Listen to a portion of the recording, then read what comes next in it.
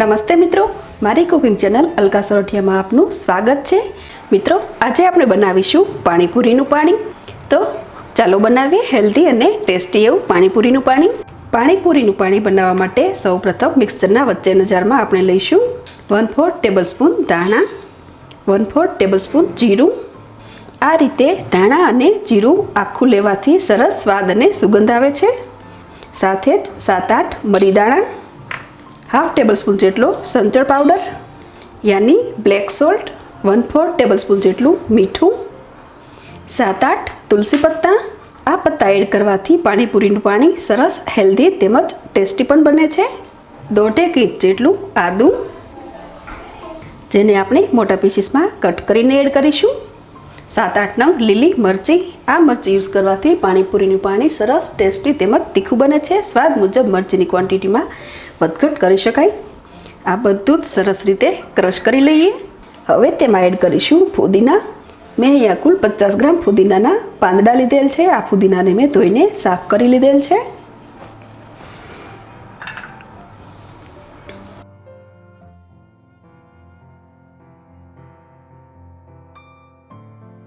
સાથે જ એડ કરીશું કોથમીર।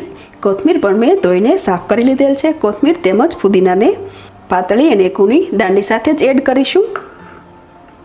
ફુદીનાનું પાણી સરસ ગ્રીન તેમજ ટેસ્ટફુલ બનાવવા માટે કોથમીર આ રીતે ગ્રીન તેમજ કૂણી ચૂઝ કરવાની છે। સાથે જ એડ કરીશું લીંબુનો રસ। હું અહીંયા કુલ 1/2 લીંબુ લઉં છું। સ્વાદ મુજબ લીંબુના રસમાં વધઘટ પણ કરી શકાય।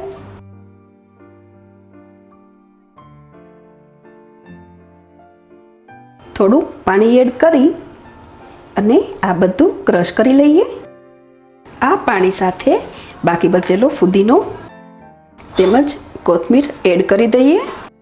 બધું જ સરસ રીતે સ્મૂથ ફાઇન ક્રશ કરી લઈએ। મેં ફુદીના, કોથમીર તેમજ બધા મસાલાને સરસ રીતે પીસી લીધા છે। હવે તેને એક બાઉલમાં લઈ લઈએ। આ પાણી બનાવવા માટે અમે કુલ 300 ml જેટલું પાણી યુઝ કરેલ છે। હવે આ પાણીને 2 થી 3 કલાક માટે રેફ્રિજરેટરમાં રાખી દઈએ, જેથી પાણી સાથે મસાલા તેમજ ફુદીના અને કોથમીરનો સ્વાદ સરસ રીતે બેસી જાય। હવે આપણે બનાવીશું મીઠું પાણી। પાણીપુરીનું મીઠું પાણી બનાવવા માટે મેં આંબલી તેમજ ગોળને બાફીને ચાળણીમાં ચાળીને પલ્પ તૈયાર કરી લીધો છે। આ પલ્પમાં થોડું પાણી મૂકી અને ઉકળવા મૂકી દીધું છે। અહીંયા મેં ગોળની ક્વોન્ટિટીથી આંબલીની ક્વોન્ટિટી અડધી લીધેલ છે। જો ખટાશ પસંદ હોય તો આંબલીની ક્વોન્ટિટી થોડી વધુ લઈ શકાય। આપણું મીઠું પાણી થોડું ઉકળી જાય એટલે આપણે એડ કરીશું ચપટી મીઠું, ચપટી જીરું તેમજ ચપટી લાલ મરચું પાવડર। બધું જ સરસ રીતે મિક્સ કરી લઈએ। તો આંબલીનું આપણું આ પાણી ઉકળી ગયેલ છે, તો હવે હું સ્ટવની ફ્લેમ ઓફ કરી દઉં છું। આ પાણીને પણ થોડું ઠંડુ પડવા દઈએ। મેં 3 કલાક સુધી આ પાણીને ફ્રીજમાં રાખેલ છે। તો હવે આ પાણીને ગાળી લઈએ।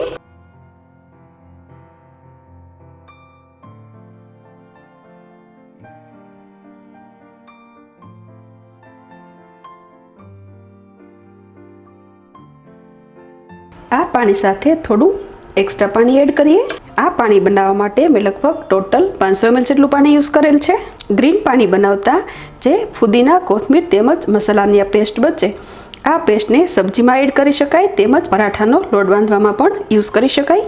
તો મિત્રો, તૈયાર છે આપણું તીખું તમતમતું પાણીપુરીનું પાણી। કારણ કે આ પાણી બનાવવા માટે મેં લીલી મરચી યુઝ કરેલ છે, જે સ્વાદમાં ખૂબ જ તીખી હોય। જો આપ તીખાશ ઓછી પસંદ કરો છો તો મરચીની ક્વોન્ટિટી ઓછી કરી દેવાની છે।